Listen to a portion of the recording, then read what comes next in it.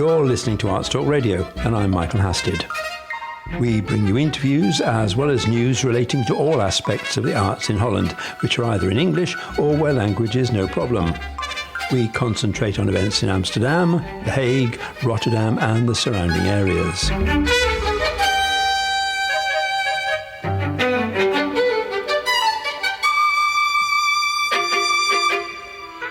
Arts Talk Radio Online. Interviews and features on the arts in English. Two very different pieces this week. Later, I'm in Schiedam to see a truly incredible art installation. But first, we're talking about contemporary dance. And Holland, as we all know, is home to world-class companies, of which Scapino Ballet in Rotterdam is one. Two of Scapino's principal dancers organised the Rotterdam International Duet Choreography competition, which luckily is known by its initials, the RIDCC. I spoke to them at Theatre Rotterdam, Scapino's home theatre, and the venue for RIDCC. Hello, I'm Maya ROEST. I'm born in Belgium. I'm MISCHA VAN LEEUWEN. I'm from Amsterdam, living half my life in Rotterdam. Dancer in Scapino Ballet, choreographer and co-founder of RIDCC. Right, the RIDCC, to give it its full title, is the Rotterdam International Duet Choreography Competition, right, which you created. And I think you are now coming up to your third one. That's right, yes. Last year it was cancelled due to COVID. So normally it would have been the fourth time, but now it's only the third edition. Yeah. It sounds very clear from the title what it is, but how did it come about? We had the idea 4 years ago because there were not so many chances for young choreographers, also with the financial cuts, subsidy cuts. And then we came with the idea that there should be real chances for choreographers, for young choreographers to support their talent. And then we thought, why don't we make a choreography competition and a lot of partner awards where they get real opportunities. And we spoke with a lot of partners, a lot of dance institutions, and they were all very enthusiastic, and they wanted to help us immediately. Everybody, first we did all the Rotterdam companies in the schools in the production house, and then actually now we sort of do it through the whole country. We have all the BIS companies, and then also we have Skanes as well from Sweden with us, and Avant-Garde Dance from London. It's an urban company. So we're growing. But it really, the competition is truly international, isn't it? Yes, that was the aim as well, because we have a lot of talent in Holland as well. Holland is a real dance country, but we didn't have a competition. And for instance, in Germany, you have Stuttgart, you have Hanover, you have Copenhagen in Denmark, and you have a couple of others in Europe. And we're like, well, Holland is a dance country, we should have one as well. So we set it up, and it seems like a success. And are there any other competitions or festivals for duets? No. That's also because we wanted to be different than other ones. So we did duets, and also what we do different than other competitions is we try to educate the makers who come here. So they have lighting design workshop. They have workshops about how they have to plan their career in a way. They're working with a dramaturg during the days if they're not performing. So we want to educate them and develop them as well. It seems very strange that you are unique in doing a competition or a festival for duets, because the duet, the pas de deux, is an essential part of any form of dance. And you have famous partners, I know, Nureyev and Fontaine and even Fred Astaire and Ginger Rogers. So it seems fairly strange that it hasn't happened before. No, it's true. Because also with a duet you can tell a very nice story. There are many possibilities to use a duet. So it's strange that it doesn't exist yet as a competition, and that's why it was also one of the other points for us to make a duet competition. Also because the story behind and what you can tell with a duet, it's more full than, for example, with a solo or. Yeah. Yeah, and also there's the other competitions, you can sign in with a duet or a trio or maybe a group piece or a solo, and then you have Stuttgart, it's only solo competition. So we were like, okay, we should make something different than everybody else. And a duet is what you say already, it's you can say so much. It's a small story by itself already if you have two people on stage.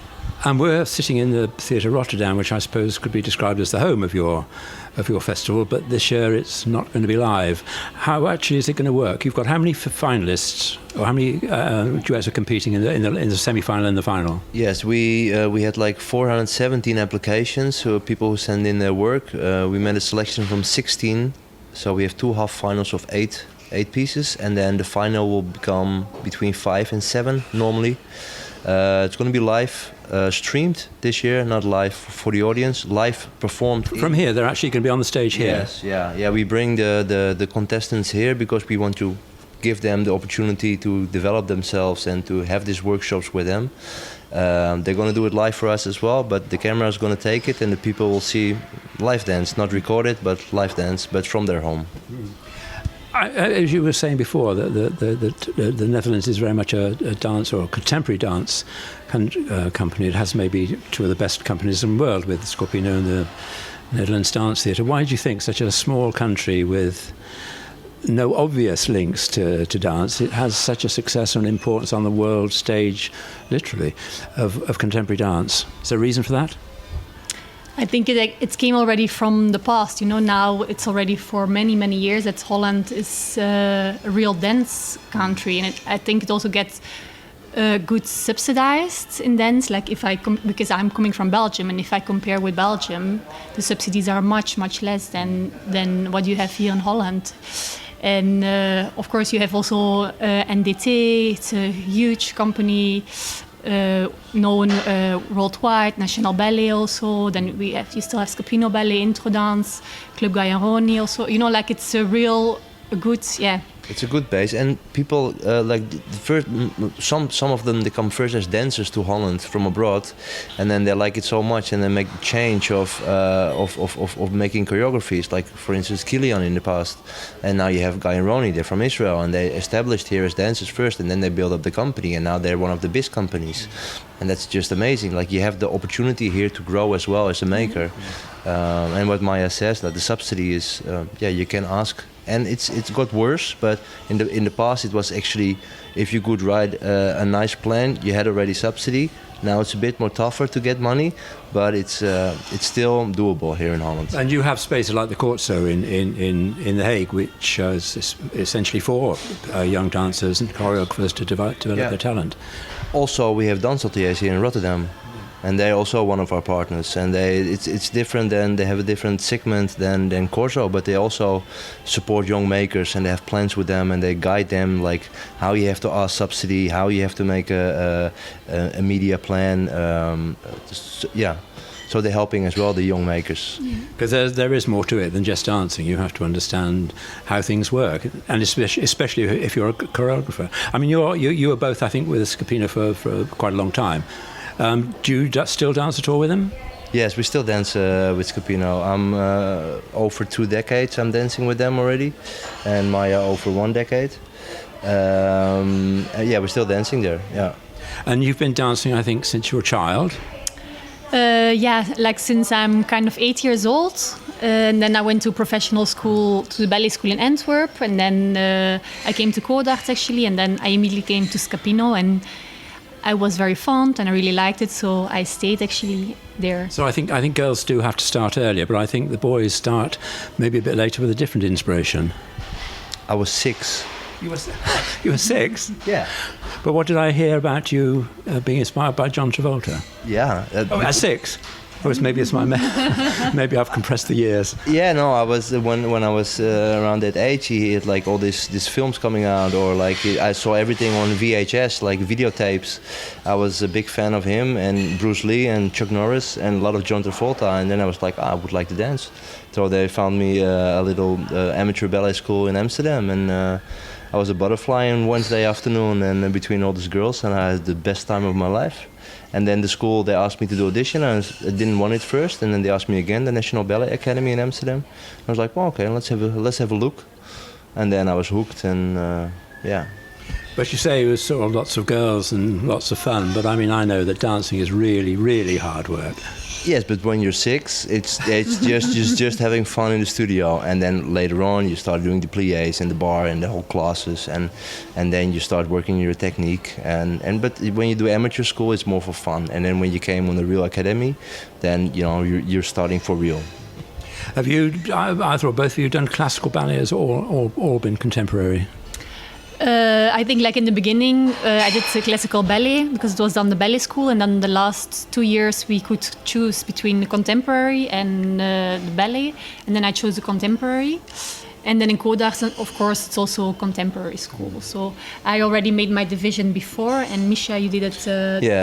My aim was to be a classical dancer because I was educated like this, and also I did some things with Het National as well, like being a stagiaire there and doing some stuff. And then Ed Wibbe from Scapino Ballet, he asked some people who joined for a couple of shows, and I came in Scapino. I was like, wow, this is actually where I feel home. I can be myself. I don't have to.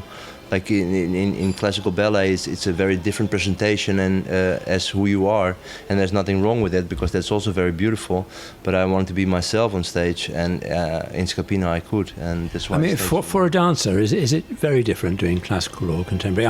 I mean, I love contemporary dance. I mean, I just love it. But classical, I can take it or leave it. It's two completely different things. Is it the same for a dancer? Do you look at them completely differently, or is it just putting on a different pair of tights?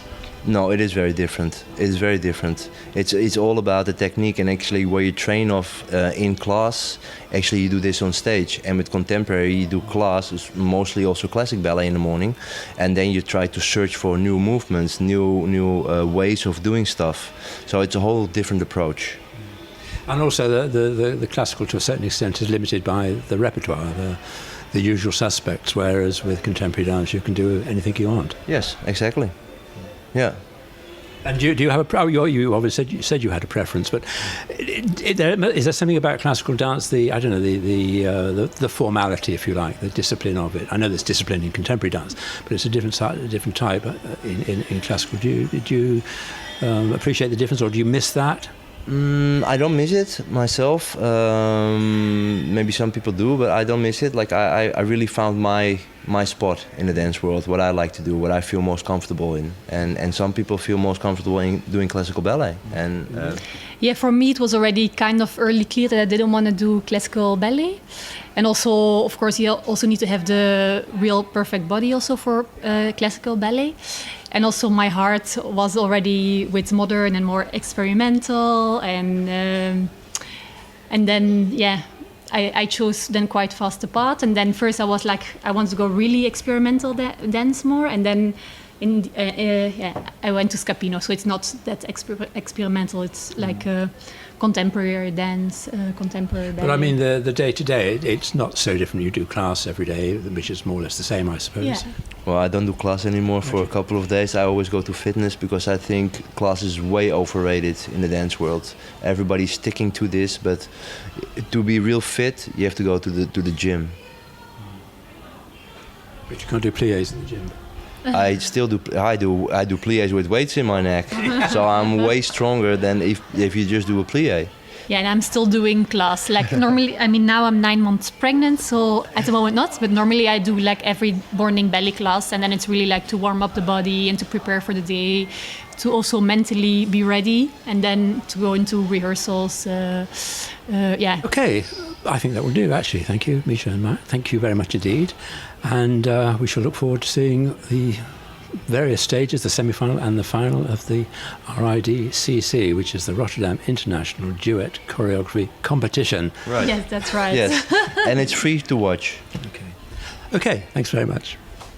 I was at Theatre Rotterdam talking to ROEST and MISCHA VAN LEEUWEN of Scapino Ballet, who are the organisers of the Rotterdam International Duet Choreography Competition, the RIDCC, the finals of which will be live streamed free of charge on the 24th to 26th of June from that theatre.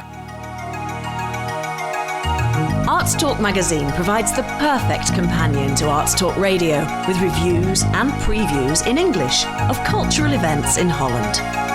Whatever your interest in the arts, our international team of writers will always provide something new and exciting to see online. That's Arts Talk magazine, all one word, .nl. artstalkmagazine.nl. I was in Schiedam, just to the west of Rotterdam, to see an art installation in the magnificent church in the centre of town. I didn't really know what to expect, but nevertheless, when I entered through the main door, it wasn't like being in a church at all, despite the organ music.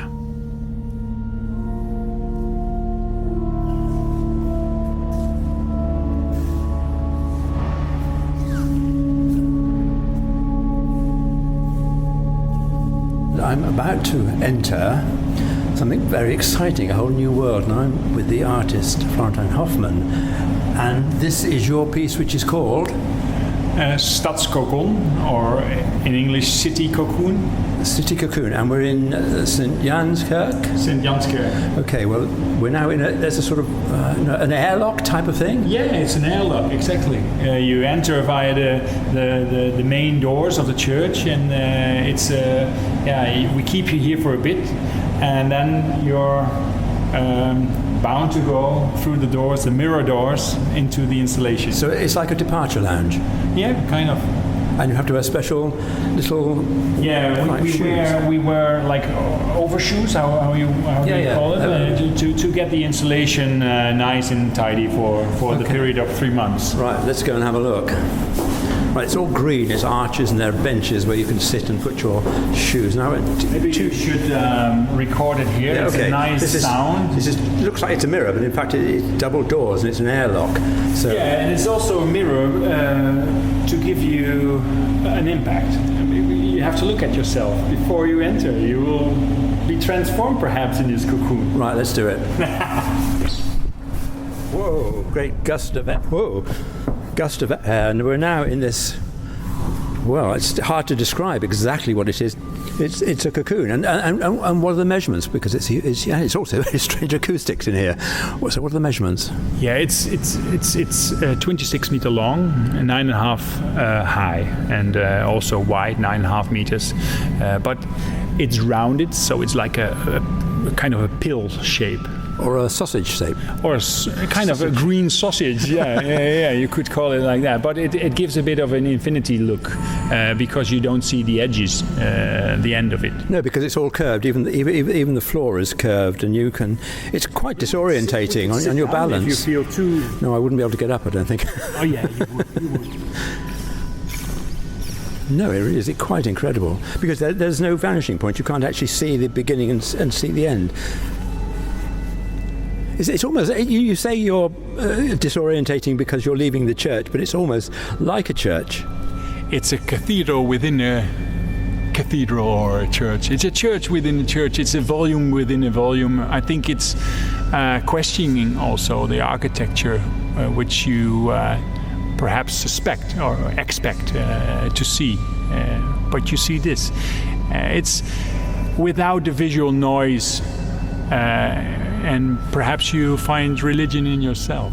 Because there's also, it's not just the visual installation, there's a sound installation as well. Because directly just outside this cocoon is the fabulous church organ, and I think you're using that as well. Yeah, Arjen Leistra played it, and we composed together with Jasper Leclerc, a composer.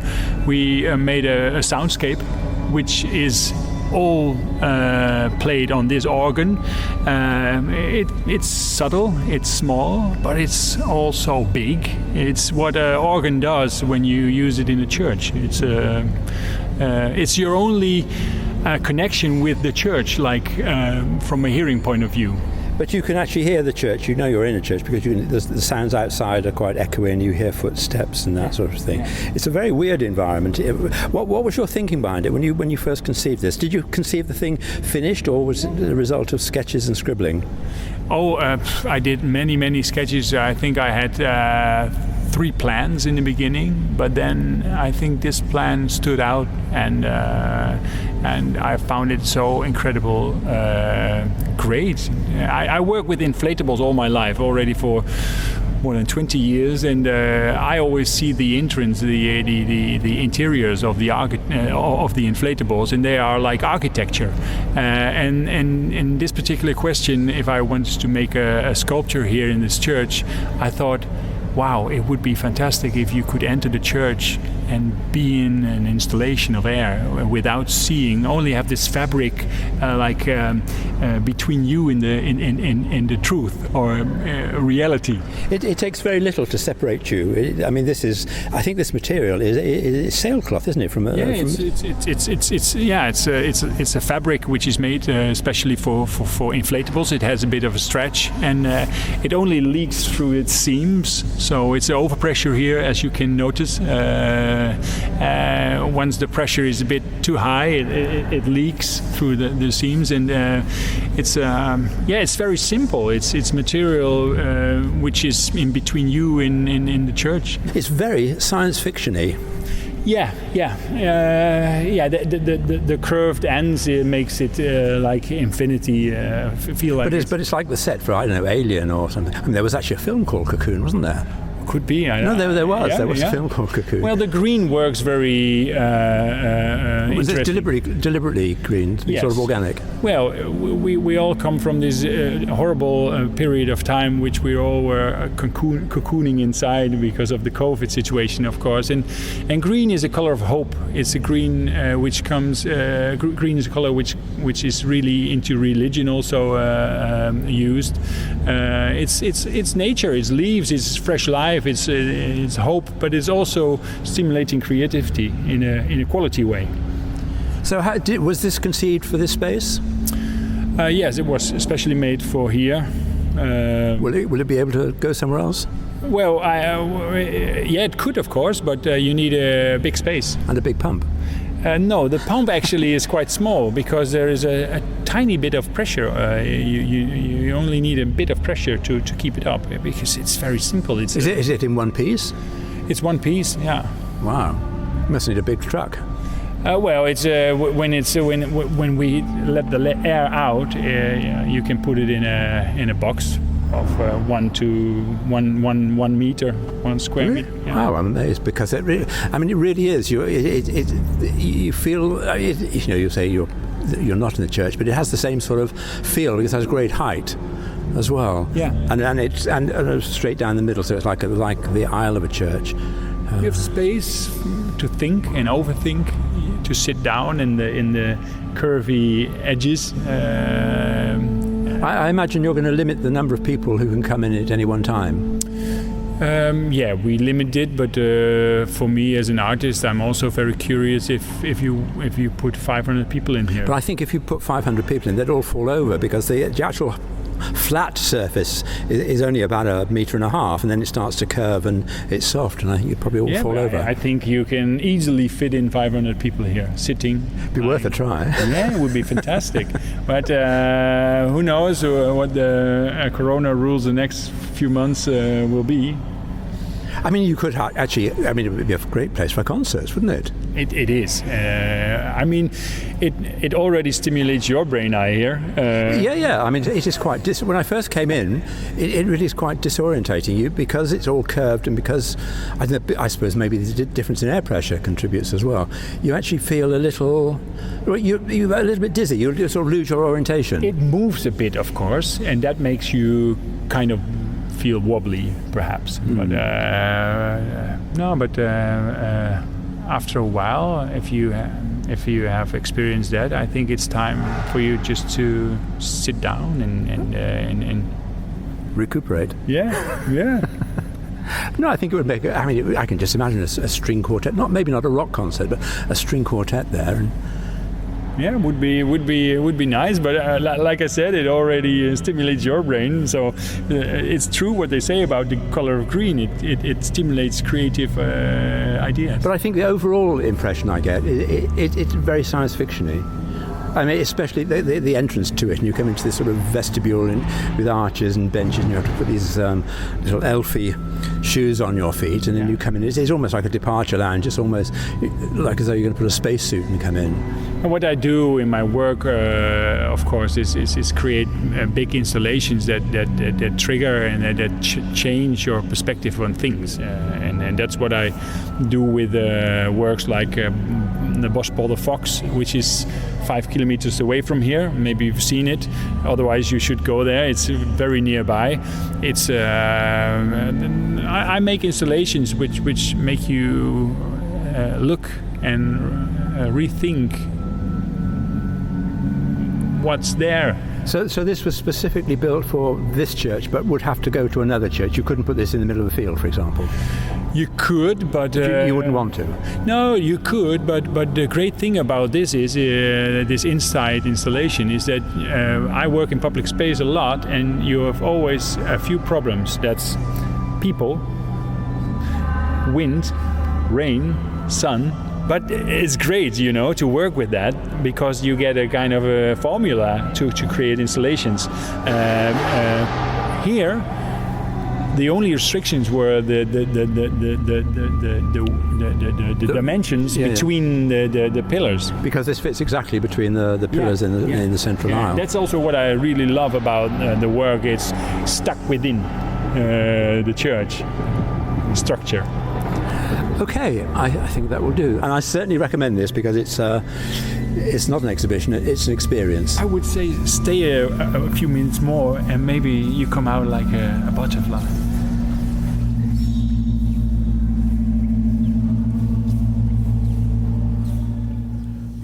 Well, sadly, I didn't turn into a butterfly, but I was talking to artist Florentijn Hofman about his installation City Cocoon, which is at the Sint Janskerk in Schiedam until the 12th of September.